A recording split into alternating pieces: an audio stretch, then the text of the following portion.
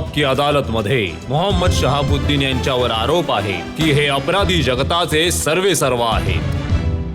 ही गोष्ट खरी आहे का की तुमचे जे विरोधी आहेत बिहारमध्ये ते तुमच्या दहशतीने तुमच्या नावाने घाबरतात? नाही, जर असं असतं तर त्यांना 3 लाख वोट्स कसे आले नाही, असते? तुमची इतकी दहशत आहे की जेव्हा निवडणूक होते तेव्हा केवळ तुमचं पोस्टर लागतं, केवळ तुमचे बॅनर्स लागतात, दुसऱ्या हे कोणाचं नाही डिपेंड लागत. आहे. हे डिपेंड करतं तिथले जे लोक आहेत, तिथली जी जनता आहे. नाही, सगळ्यांना वाटतं जर मी तसं जर त्यांना वोट्स लागले नसते, त्यांचे बॅनर, तर वोट्स मिळाले कुठून तुमचे असते? जे विरोधी आहेत त्यांना कुठल्याही प्रकारची भीती नाहीये का तुमची? नाही, नाही, नाही, नाही, अजिबात नाही. कारण त्यांची विधानं जेव्हा आम्ही वृत्तपत्रांमध्ये वाचतो ते तर असं म्हणतात की शहाबुद्दीन जेव्हा झोपतात तेव्हा हँड ग्रेनेड आपल्या उशीखाली ठेवूनच झोपतात. मी तर तुमच्या समोर आहे, एकटा आहे आणि मी कायम एकटाच असतो. माझा कुठला फोटो असा माझ्या मते तर नसला पाहिजे, काही लग्नामध्ये वगैरे नसेल, ज्यामध्ये माझे सैन्य आणि सैन्याबरोबर मी फिरत आहे. मला जेव्हा कधी बघाल, एकट्यालाच बघाल.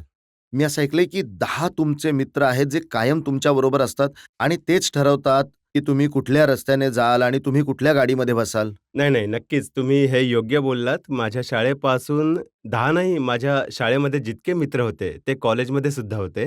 कॉलेजच्या नंतर सुद्धा आज राजकीय आयुष्यामध्ये सुद्धा ते सर्व्हिस सुद्धा करतात. तरीही माझ्याबरोबर असतात. आणि हे खरं आहे का की साधारण 500 लोकांचं सैन्य आहे जे तुमचं संरक्षण करत असतात, प्रायव्हेट आर्मी आहे तुमची?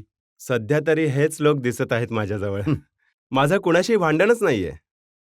जर तुमचं कोणाशी भांडण नाहीये, मग सिवानच्या वेगवेगळ्या पोलीस स्टेशन्समध्ये तुमच्या विरोधात 34 आपराधिक प्रकरणं का नोंदवली आहेत?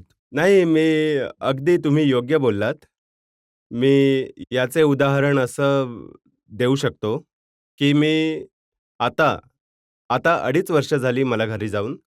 याच दरम्यान जर माझ्यावर 8 खटले झाले असतील, तर मग मला वाटतं, की येणाऱ्या प्रश्नांमध्ये तुमच्या ते सुद्धा असते. हरणाची कातडी ठेवण्याचा, हरणाची शिकार येणार आहे करण्याचा. कशाला? आत्ता प्रश्न मी विचारतोय सांगतो मी. ना, हाच मी प्रश्न सांगतो विचारतो. याबद्दल. कारण जेव्हा माझ्या अनुपस्थितीमध्ये 8 खटले नोंदवले जाऊ शकतात. हे उदाहरण आहे. मी हे बघा, पावणे 2 वर्ष झाले मी जेलमध्ये तुम्हाला होतो. सांगतो, ही जी 24 एप्रिलची तुम्ही गोष्ट सांगत आहात, प्रतापपूरला तुमच्या घरी जेव्हा पोलीस गेले, जेव्हा त्यांनी तिथे रेड केली, त्याची जी माहिती आता माझ्याजवळ आहे, तिथले जे एस-पी आहेत, रतन संजय हो, बरोबर.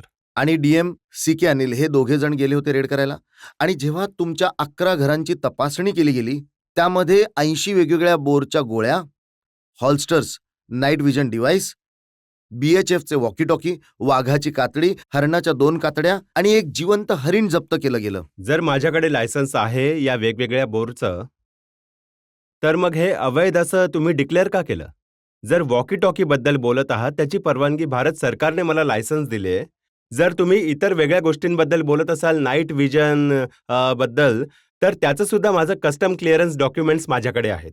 मी कायम वारंवार ओरडून सांगितलं आहे, ज्यांना बनवायचं असतात, क्रिएट करायचं असतात, ते खटले करतात. नाही, आतापर्यंत माझ्यावर म्हणजे पण 32 तुम्ही केसेस हे आहेत. नाही त्यात काय सांगितलं की एवढं? हे जे वेगवेगळ्या प्रकारचे रायफल्स, बंदूक, आहेत. ऑटोमॅटिक गन्स आहेत, तर काय करता नाही, यांचं? नाही, कुठलेच ऑटोमॅटिक गन्स नाही आहेत माझ्याकडे. आमच्याकडे 1932 पासून जे लोक मला ओळखत असतील, माझ्या घरी 1932 पासून बंदूक आहेत. ज्या कुटुंबामध्ये 1932 पासून बंदूक असतील, ते कुटुंब 1932 पासून कसं राहिलं असेल याचा तुम्हाला अंदाज येऊ शकतो. पोलिसांनी जो रिपोर्ट लिहिलाय त्यामध्ये लिहिलंय की जेव्हा एस-पी रतन संजय आणि डी-एम तिथे गेले तेव्हा गावातील लोकांनी एक सभा मांडली आणि गावातील लोकांनी ही तक्रार केली की काही लोक आपल्या घरामध्ये अपराधींना आसरा देतात, त्यांच्याजवळ अत्याधुनिक हत्यारं आहेत आणि हे सगळे बेकायदेशीर कारवायांमध्ये संशयित असतात, त्यामुळे ही रेड केली गेली.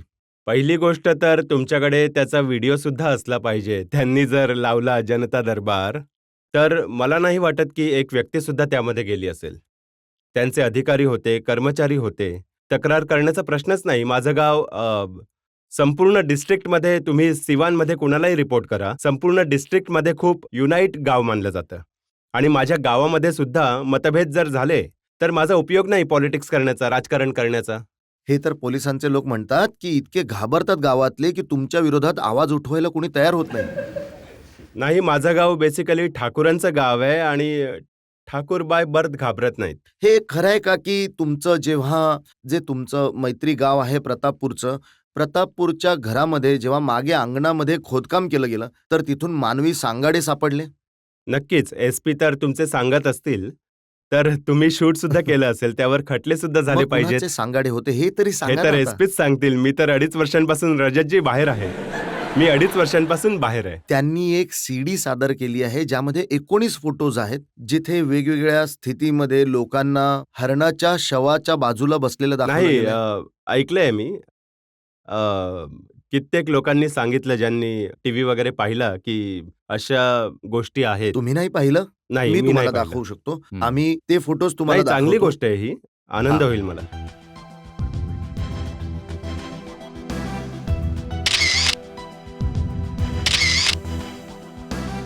हे फोटोज आहेत ज्यामध्ये मेलेल्या हरणाबरोबर तुम्ही आणि तुमचे साथी बसलेले आहेत. तुम्ही खूप जवळून बघू शकता ते. हा तर कायद्याने गुन्हा आहे. हो, अपराध आहे.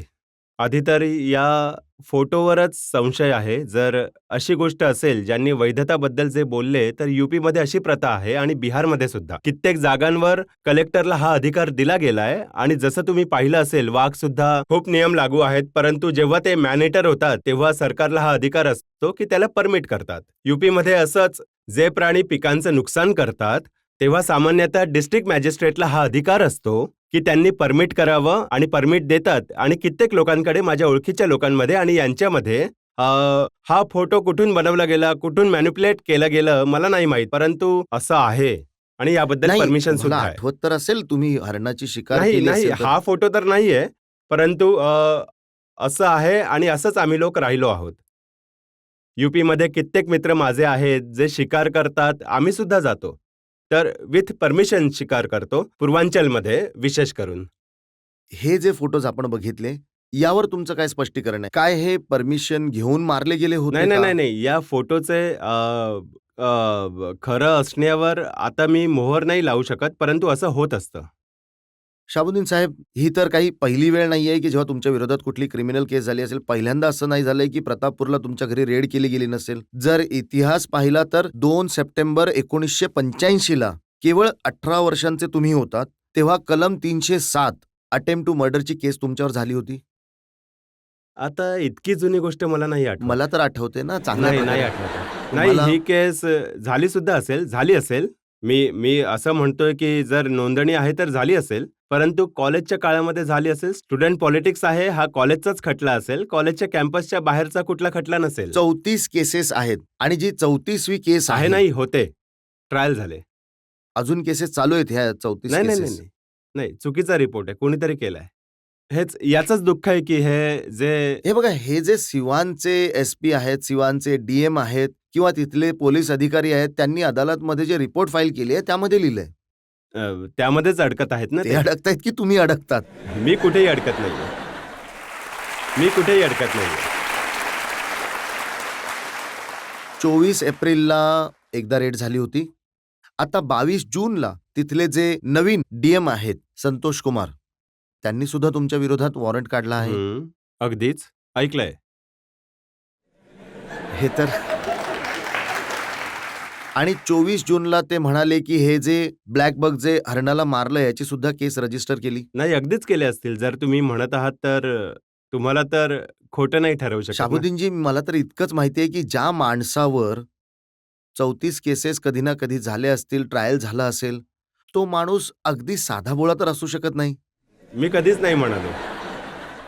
मी कधीच नाही म्हणालो की मी कुठल्याही मठाचा मठाधीश आहे. मी केवळ माझं काम खूप प्रामाणिकपणे करतो आणि खूप निर्भीडपणे बोलतो मी.